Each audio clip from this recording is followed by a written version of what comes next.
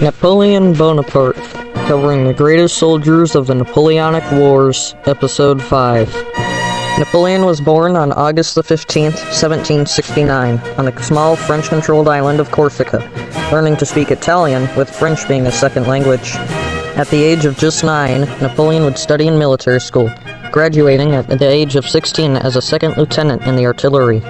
Napoleon would see his first major battle in 1793, the Siege of Toulon, a royalist French-controlled city garrisoned by Anglo-Spanish forces.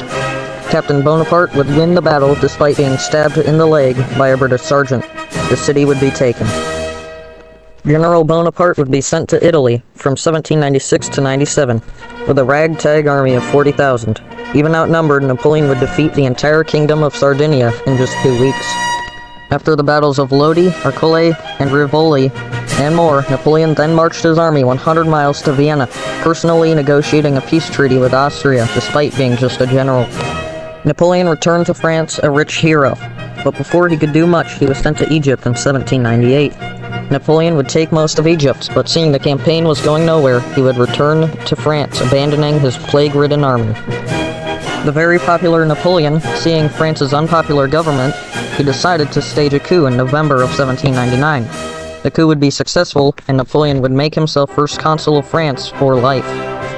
5 years later, on December the 2nd, Napoleon would crown himself Emperor of the French. Napoleon's 1805 Austrian campaign is often considered his best one time capturing an army of 60,000 men just by outmaneuvering them. The main war would end after Emperor Napoleon's masterpiece, Austerlitz. In 1806, the legendary Kingdom of Prussia declared war on France, expecting a long but victorious war. They were defeated in just 19 days.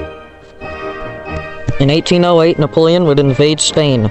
Often called Napoleon's Vietnam, the Spanish would use guerrilla tactics to fight the French. The war in Spain would last until 1814 at a French defeat. In 1809, things would only go downhill from here. Austria, who had been studying Napoleon, gave Napoleon his first major defeat in the Battle of Aspern-Essling. But Napoleon would eventually beat the Austrians, again at the Battle of Wagram. In 1812, Napoleon invaded Russia, his biggest mistake. He attacked with 600,000 men, started off winning, until he took Moscow. With no food or firewood, Napoleon had to retreat back to Germany. Out of every 7 men that went into Russia, 1 would return. In 1814, Napoleon was forced to abdicate to the island of Elba, who would return a year later. Napoleon would lose at Waterloo, his last battle. He would be sent to the island of St. Helena, where he would die there in 1821.